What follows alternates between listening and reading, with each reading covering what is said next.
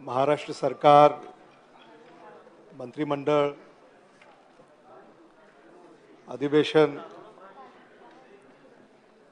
कायदा आणि सुव्यवस्था,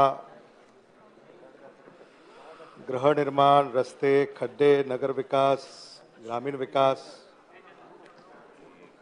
कोरोना, आदिवासी विकास, स्थानिक स्वराज्य संस्था, महागाई, या सगळ्या विषयांना स्पर्श असलेला हा प्रस्ताव या ठिकाणी चर्चेला आलेला आहे. महाराष्ट्रामध्ये अलीकडे सत्तांतर झालं आणि महाराष्ट्रामध्ये नवं सरकार स्थापन झालं.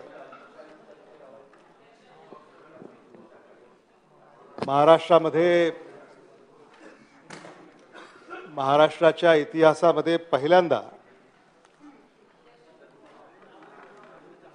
असं सरकार स्थापन झालेलं आहे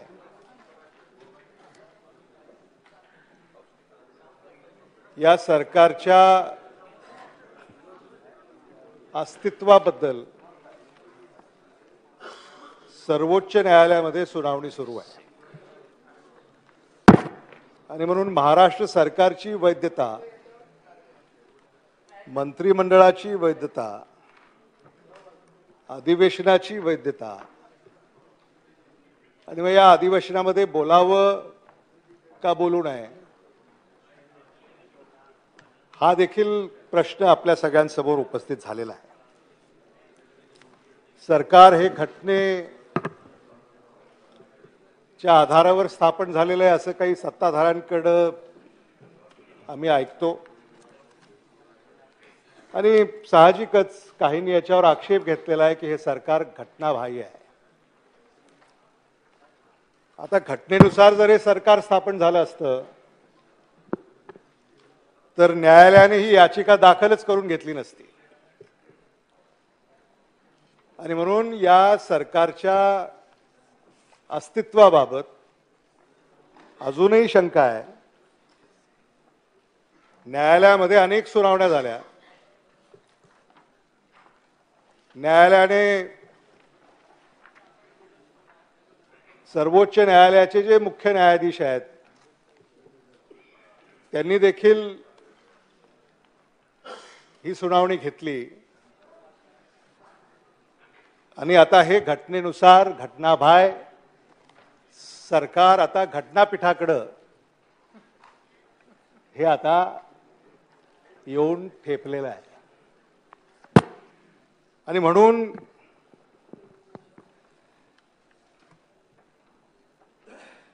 या अधिवेशन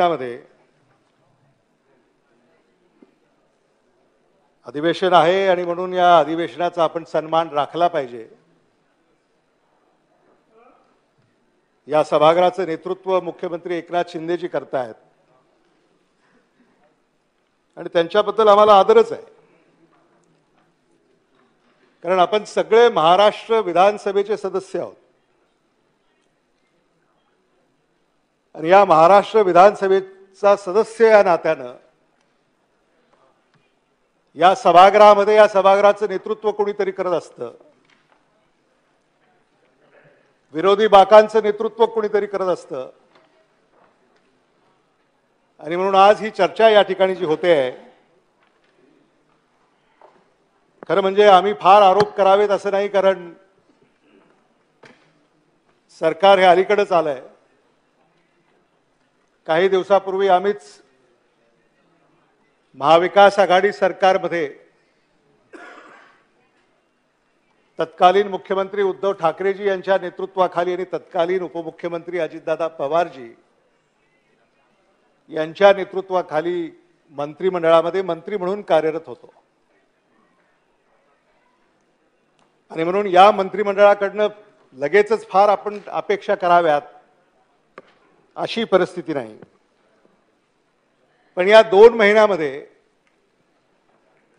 हे जे सत्तांतर घडलं या कालावधीमध्ये महाराष्ट्रामध्ये अनेक बाबी या घडल्याच्या आपल्या समोर याची उदाहरणं आहेत आणि म्हणून त्या प्रश्नांवर या ठिकाणी चर्चा झाली पाहिजे, म्हणून हा विरोधी पक्षाचा अंतिम आठवडा प्रस्ताव या ठिकाणी चर्चेला आलेला आहे.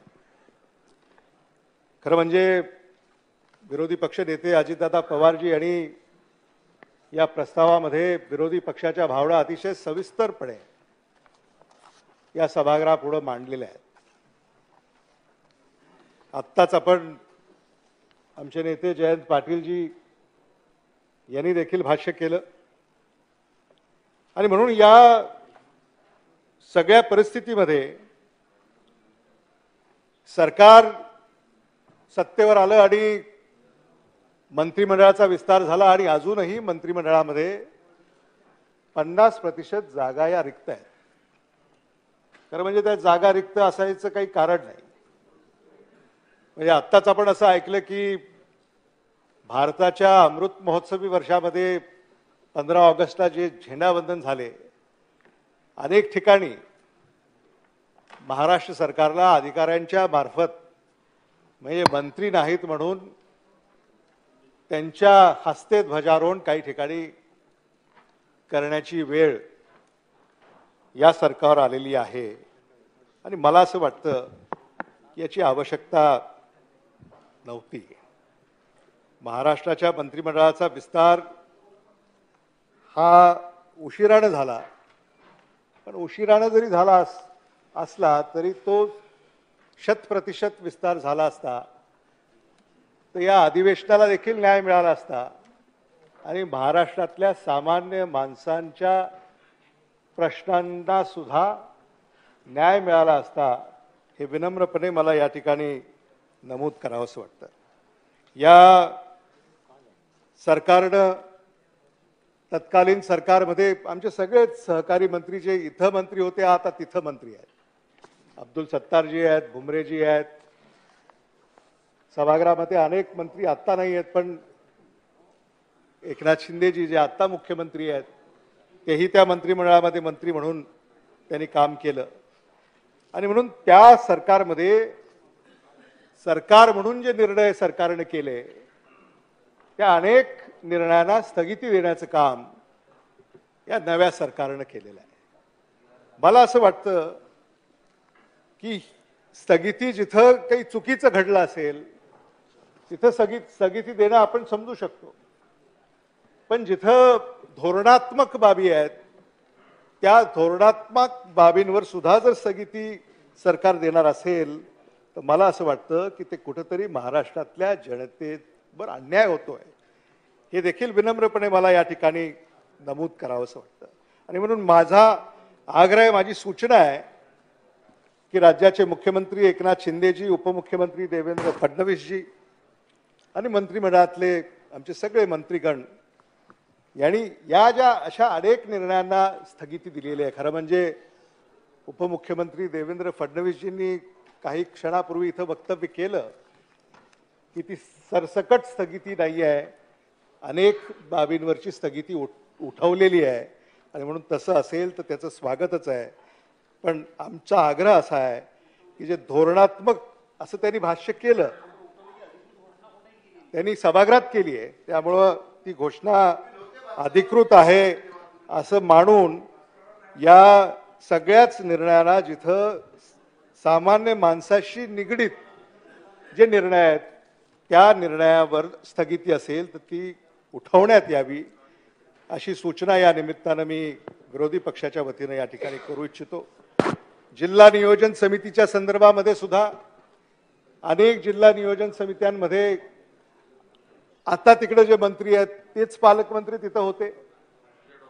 असे अनेक जिल्हे आहेत, त्याही जिल्ह्यांमध्ये जिल्हा नियोजन समितीच्या 21, 22, 23 जिथं निर्णय झालेत त्यांनाही स्थगिती देण्यात आली. मला असं वाटतं आपण ऑगस्ट महिन्यामध्ये आहोत, अर्ध वर्ष संपत आलेले आहेत 30 सप्टेंबरला आणि 31 मार्चपर्यंत हे सगळे पैसे खर्च करायचे असतात. आणि म्हणून हा देखील आमचा आग्रह आहे की जिल्हा नियोजन समिती जिथं जिल्हाधिकारी हे सचिव आहेत, जिल्हाधिकाऱ्यांच्या नियंत्रणाखाली हे सगळी कामं होतात आणि म्हणून त्या कामांना स्थगिती देण्याचं काही प्रयोजन असण्याचं कारण नाही आणि म्हणून त्या संदर्भामध्ये देखील सरकारनं सामान्य माणसांवर जर अन्याय होणार असेल या दिरंगाईमुळं तर तो अन्याय दूर केला पाहिजे हे देखील मला मुद्दामून या ठिकाणी सांगितलं पाहिजे. खरं म्हणजे हे सरकार सत्तेवर आलं, कसं आलं, काय आलं आपण सगळ्यांनी पाहिलेलं आहे.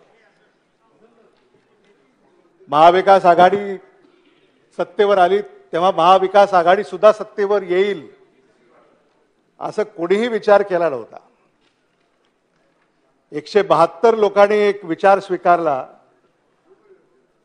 आणि 172 लोकांनी म्हणजे विधानसभेच्या सदस्यांनी शिवसेना, राष्ट्रवादी काँग्रेस पार्टी, भारतीय राष्ट्रीय काँग्रेस पक्ष आणि काही अपक्ष हे एकत्र आले आणि एक नवा विचार स्वीकारला आणि या महाराष्ट्रामध्ये महाविकास आघाडी सरकार स्थापन झालं. सरकार स्थापन झाल्यानंतर लगेचच कोरोनाचं संकट ओढावलं आणि कोरोनाच्या या संकटामध्ये आपण सगळ्यांनी मिळून त्या काळामध्ये कार्य केलं आणि ते जे काही कार्य केलं त्याचं समाधान एवढं आहे की त्याची नोंद ही वर्ल्ड बँकेनं घेतली, त्याची नोंद वर्ल्ड हेल्थ ऑर्गनायझेशननं घेतली, त्याची नोंद UN घेतली. या सगळ्या संस्थांनी त्याची नोंद घेतली. एवढंच नव्हे तर केंद्र सरकार आणि सर्वोच्च न्यायालयाने देखील महाराष्ट्रामध्ये कोरोना काळामध्ये जे कार्य झालं त्याची नोंद घेतली आणि त्या काळामध्ये अनेक संकट असूनही, आर्थिक संकट होती, आर्थिक संकट असूनही त्या काळामध्ये महाविकास आघाडी सरकारनं कुठेही पैसा कमी पडू दिला नाही आणि कोरोना काळामध्ये खरं म्हणजे त्या काळामध्ये विरोधी पक्षनेते अजितदादा पवारजी त्या काळामध्ये अर्थमंत्री आणि उपमुख्यमंत्री होते. त्यांनी कधीही या कामासाठी पैसा कमी पडू दिला नाही. कोरोना काळामध्ये आरोग्य आणि वैद्यकीय क्षेत्रामध्ये गेल्या 50 वर्षामध्ये जेवढं काम झालं नसेल तेवढं या गेल्या 2.5 वर्षामध्ये या महाविकास आघाडी सरकारमध्ये ज्या सुधारणा करण्याचं काम करण्याचा प्रयत्न करण्यात आला, एवढा पैसा खर्च एखाद्या आपत्तीमध्ये कुठं खर्च झाला असेल तर तो कोरोना या आपत्तीमध्ये खर्च झाला हे मला मुद्दामून या ठिकाणी सांगितलं पाहिजे. आणि सभागृहासमोर एक श्वेतपत्रिका कोरोना काळामध्ये महाराष्ट्रामध्ये किती खर्च झाला, काय व्यवस्था आपण पुरवल्या, काय व्यवस्था आपण उभ्या केल्या, औषध उपचार आपण काय दिले आणि या सगळ्या संदर्भामध्ये किती खर्च झाला याची श्वेतपत्रिका सुद्धा मला असं वाटतं या सभागृहामध्ये, सभागृहाच्या पटलावर आणली पाहिजे, जेणेकरून सगळ्याच विधानसभेच्या सदस्यांना हे लक्षात येईल की या कोरोना काळामध्ये सरकार कुठलंही असो, शेवटी एखादं सरकार जेव्हा कार्यरत असतं तेव्हा विधिमंडळामध्ये त्याची चर्चा होते, विधानसभेचे सदस्य, विधान परिषदेचे सदस्य हे सूचना करत असतात.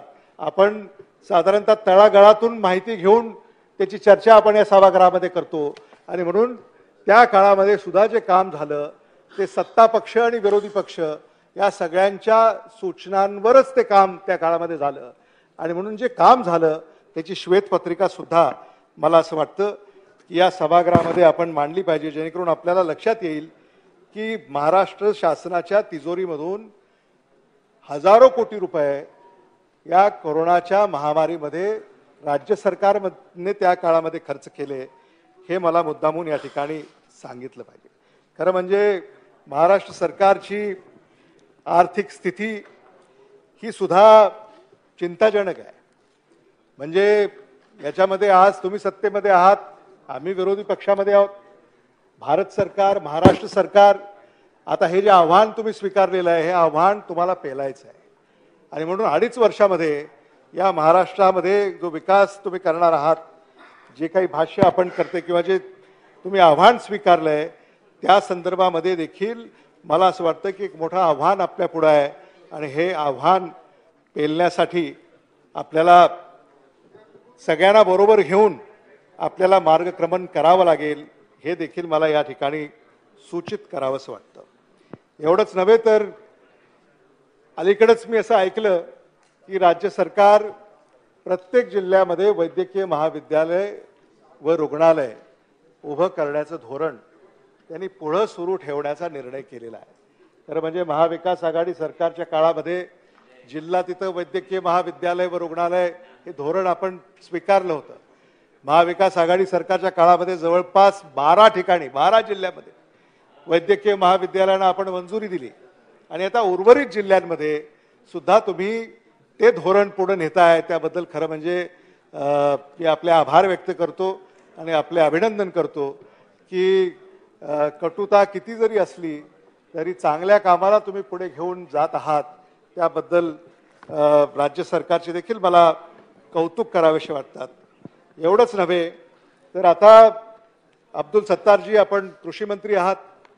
आपण विदर्भाचा दौरा केला, मराठवाड्याचा दौरा केला आणि खरं म्हणजे दौऱ्याची बातमी जेव्हा आमच्यापर्यंत आली मला बरं वाटलं की महाराष्ट्र संकटामध्ये आहे, संततधार काही ठिकाणी आहे, मुसळधार काही ठिकाणी आहे, पूर परिस्थिती आहे, अतिवृष्टी आहे आणि आपण तातडीनं दौरा आखला आणि अनेक जिल्ह्यांमध्ये तुम्ही जाऊन आला आणि अनेक जिल्ह्यांमध्ये आपण जाऊन आला, माहिती घेतली.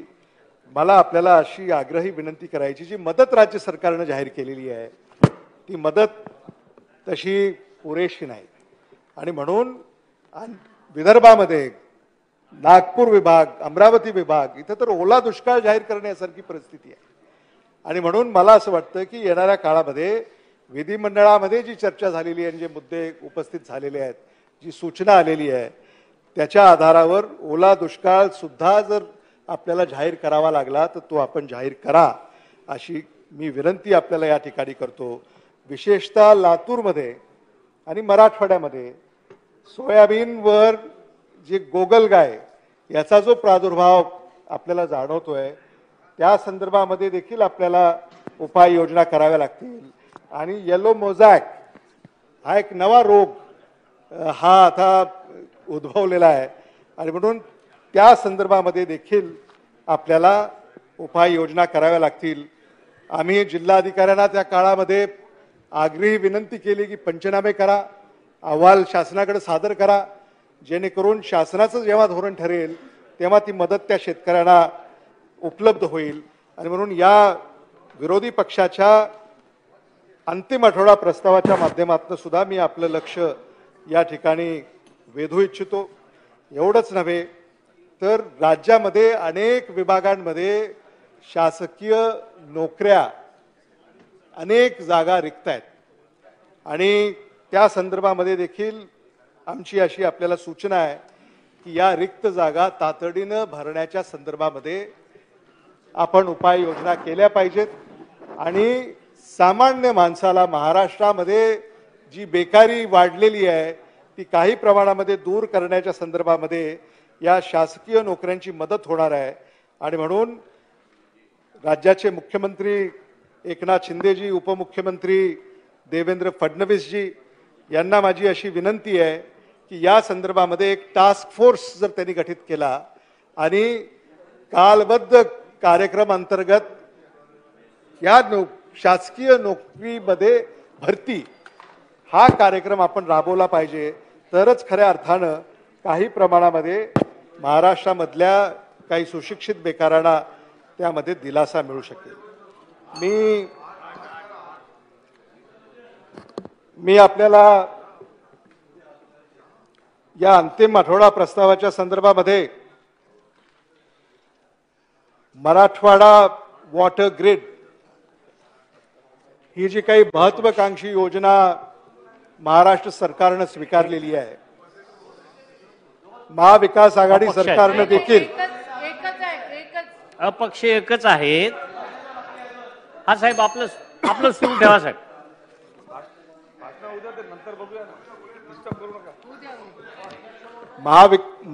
मराठवाडा वॉटर ग्रिड खरं म्हणजे अब्दुल सत्तारजी आपण मराठवाड्याचे आहात, कृषी मंत्री आहात आणि मराठवाडा वॉटर ग्रिड महाविकास आघाडी सरकारनं देखील याला भुमरेजी इथं आहेत. पैठणमध्ये आपण मराठवाडा वॉटर ग्रीडचा पहिला टप्पा महाविकास आघाडी सरकारमध्ये आपण मंत्री असताना आपण मंजूर केला आणि बीडमध्ये दुसरा टप्पा आणि लातूरमध्ये तिसरा टप्पा. लातूर, बीड, उस्मानाबाद देशामध्ये सर्वात कमी पर्जन्यमान असलेले हे जिल्हे आहेत. हा इतिहास आहे आणि म्हणून दुष्काळी जिल्हे, या दुष्काळी जिल्ह्यांसाठी एक नवं धोरण स्वीकारण्याची आवश्यकता आहे आणि मराठवाडा वॉटर ग्रीड हे धोरण महायुती सरकारमध्ये स्वीकारलं. महाविकास आघाडी सरकारमध्ये आपण त्याला पुढे नेलं आणि अपेक्षा अशी आहे की आता मराठवाडा वॉटर ग्रीड अंतर्गत औरंगाबाद, बीड, लातूर दुसरा तिसरा टप्पा राज्य सरकारनं तो स्वीकारला पाहिजे, त्याला मंजुरी दिली पाहिजे, त्याला निधी मंजूर केला पाहिजे. आणि शेवटी मी सभागृहाच्या देखील एक लक्षात आणून देऊ इच्छितो की मराठवाड्यामध्ये आम्ही काही मेट्रो मागत नाही, आम्ही काही रिंग रोड मागत नाही. मराठवाड्यामध्ये पिण्याचं पाणी हे राज्य सरकारनं उपलब्ध करून द्यावं ही एक माफक मागणी आहे. मुंबईमध्ये मेट्रो होते, मुंबईमध्ये मेट्रो झालीच पाहिजे, पण आज नागपूरमध्ये मेट्रो झाली, पुण्यामध्ये मेट्रो होते. नागपूरमध्ये मेट्रोची काय अवस्था आहे हे मी आपल्याला सांगायची गरज नाही. काही शहरांमध्ये मेट्रो या योजना यशस्वी होत नाहीत. हजारो कोटी रुपये खर्च करून आपण नागपूर, पुणे या शहरांमध्ये या योजना यशस्वी व्हाव्यात, पण ह्या यशस्वी होतात का याचा देखील अभ्यास सरकारने केला पाहिजे. नाही तर मग अशा अनेक भारतामध्ये शहरं आहेत जिथं मेट्रो उभ्या राहिल्या पण मेट्रोमध्ये कोणी प्रवास करत नाही. नागपूर मेट्रोमध्ये तर आता लहान मुलांचे वाढदिवस साजरे होतात असं आम्ही ऐकलं. खरंच म्हणजे अगदी या स्टेशनवर बसायचं, वाढदिवस साजरा करायचा आणि मग पुन्हा दुसऱ्या स्टेशनला उतरून घरी जायचं. अशी परिस्थिती महाराष्ट्रामध्ये आपण पाहतोय. अशी अवस्था होऊ नये आणि म्हणून हा जो काही खर्च आपण या सगळ्या व्यवस्थेवर करतोय याची आवश्यकता आहे का? जिथं मुंबई, ठाणे आवश्यकता आहे तिथं केलं पाहिजे, जिथं आवश्यकता नाही तिथं करण्याची खरंच गरज आहे का याचाही सरकारने विचार केला पाहिजे. आणि म्हणून मी हा विषय का छेडला तर मराठवाड्यामध्ये जो महत्वाकांक्षी प्रकल्प मराठवाडा वॉटर ग्रीड 30-40 हजार कोटी रुपये त्याला लागणार आहेत आणि महाराष्ट्र सरकारला 30-40 हजार कोटी रुपये फार मोठी रक्कम आहे असं मला वाटत नाही. आम्ही केलंच ना, पैठणला पायलट केला.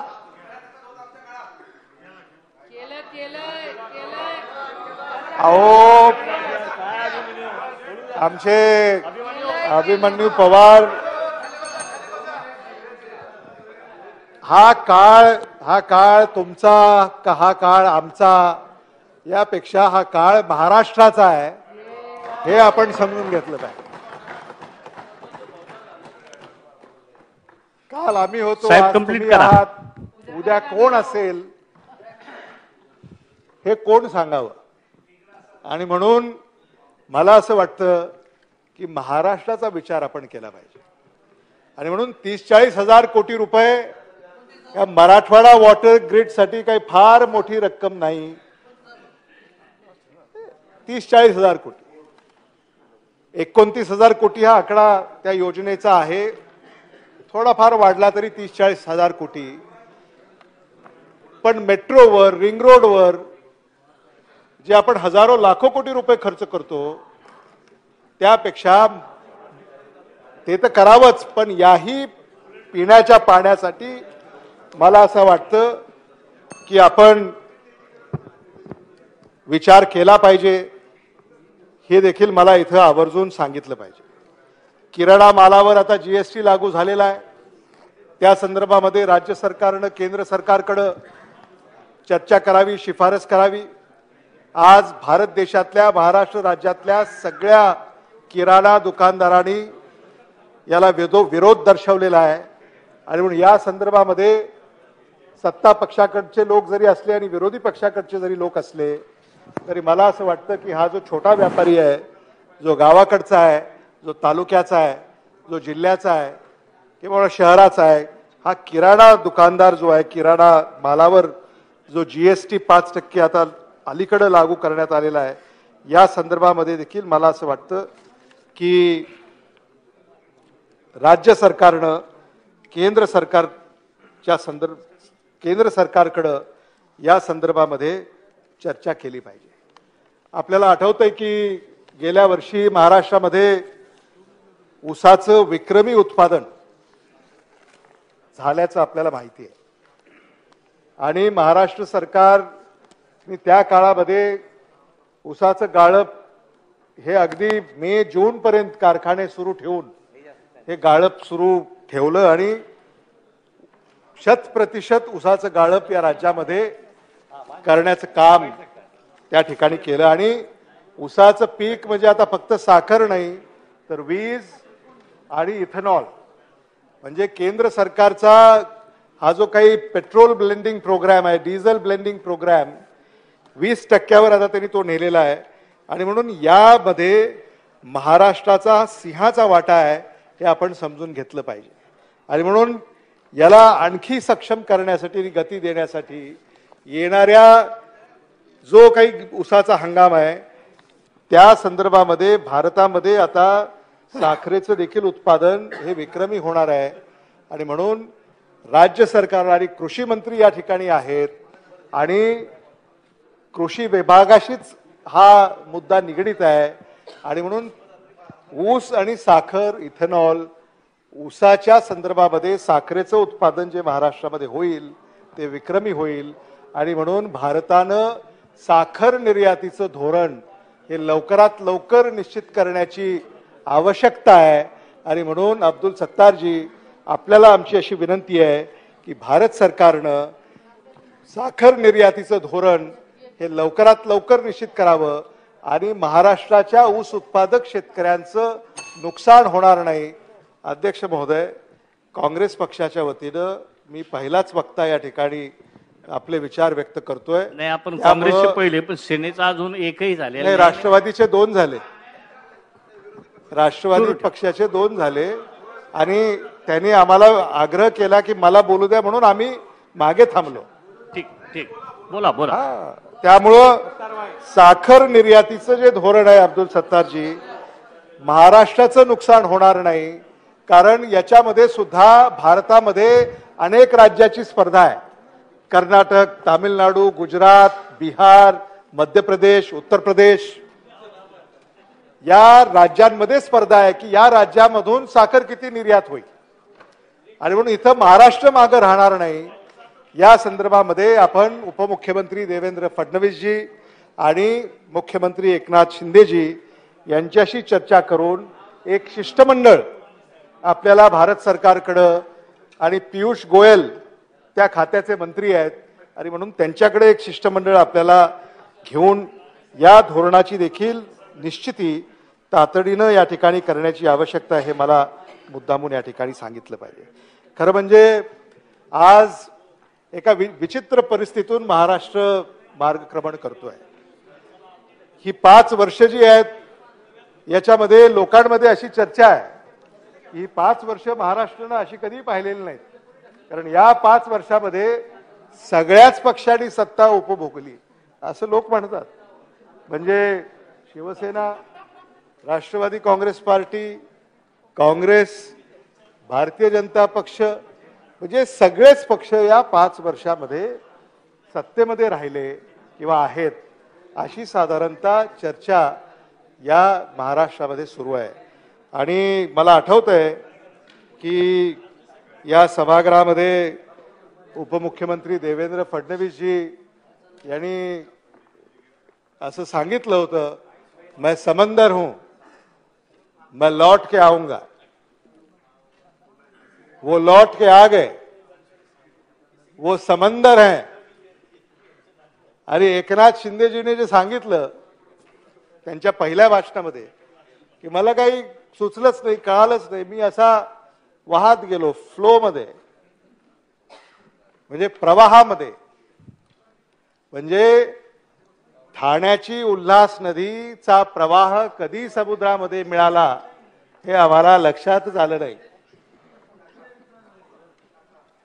असं हे सगळं महाराष्ट्रामध्ये या ठिकाणी घडलेलं आहे.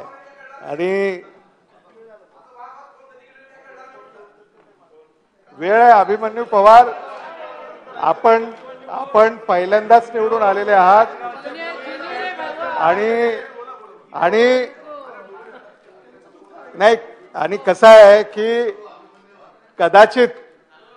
कदाचित देवेंद्र फडणवीसजी त्यांच्या कार्यालयात हे पाहत असतील आणि मी भाषण करतोय किंवा विचार व्यक्त करतोय तेव्हा अभिमन्यू पवार, तसं नाही, आता एवढी तरी कल्पना आम्हाला आहे. त्यामुळं मंत्रिमंडळाचा विस्तार जेव्हा होईल त्या मंत्रिमंडळाच्या विस्तारामध्ये आपल्याला स्थान मिळावं अशा सदिच्छा या ठिकाणी मी व्यक्त करतो. आणि खरं म्हणजे या सगळ्याच या परिस्थितीमध्ये आपल्याला उद्या अधिवेशनाचा शेवटचा दिवस आहे आणि या अधिवेशनामध्ये किती न्याय आपण महाराष्ट्राला देऊ शकलो, किती विषय चर्चेला येऊ शकले, या संदर्भामध्ये फार भाष्य करता येणार नाही. आणि आज या अंतिम आठवडा प्रस्तावाच्या माध्यमातून लातूरच्या जिल्ह्यामध्ये आपण कायदा आणि सुव्यवस्थेच्या संदर्भामध्ये अध्यक्ष महोदय, रेणापूर तालुक्यामध्ये रेणापूरचे DYSP यांनी एका क्लबमध्ये धाड टाकली. घवान एक गाव आहे रेणापूर तालुक्यामध्ये आणि तिथं एक क्लब चालतो, नियमानेच चालतो तो, कारण जिल्हाधिकाऱ्यांनी जिल्हा पोलीस अधीक्षकांनीच त्याला परवानगी दिलेली आहे. SP-नं परवानगी दिली, DYSP-नं धाड टाकली. DYSP-नं धाड टाकल्यानंतर तिथले CCTV बंद केले. CCTV बंद केल्यानंतर तिथे जे काही ग्राहक होते जवळपास 40, त्यांना बेदम मारहाण केली. माझ्याकडं त्याचा फोटो आहे अध्यक्ष महोदय, मी आपल्याकडं हा सुपूर्द करेन की एवढी बेदम मारहाण DYSP-नं या ठिकाणी केलेली आहे. मला असं वाटतं की महाराष्ट्र सरकारचं पोलीस दल जर असं काम करणार असेल तर मग महाराष्ट्रातली जनता सुरक्षित आहे असं आपल्याला म्हणता येणार नाही. आणि म्हणून सरकारकडनं ही अपेक्षा आहे की रेणापूर तालुक्याचे जे DYSP आहेत कदम, त्यांच्याकडनं हे कृत्य घडलंय याची चौकशी झाली पाहिजे. आणि जे निष्पाप ग्राहक तिथं जे गेले होते, कारण कायद्यानं तो क्लब चालतो, त्याला परवानगी दिलेली आहे, त्या क्लबमध्ये जे ग्राहक गेले मग त्यांना जर बेदम मारहाण होणार असेल तर अध्यक्ष महोदय, मला असं वाटतं की हे महाराष्ट्रामध्ये कायदा अशा परिस्थितीमध्ये काय आपल्याला म्हणावं हे सुचत नाही आहे. एवढंच नव्हे तर अनेक विषयांवर चर्चा या ठिकाणी झालेली आहे, अनेक मुद्द्यांना स्पर्श झालेला आहे. मी विरोधी पक्षाच्या वतीनं जो हा अंतिम आठवडा प्रस्ताव या ठिकाणी मांडण्यात आलेला आहे, मी या प्रस्तावाचं समर्थन करतो आणि माझ्या शब्दांना विराम देतो. धन्यवाद. वायकर साहेब.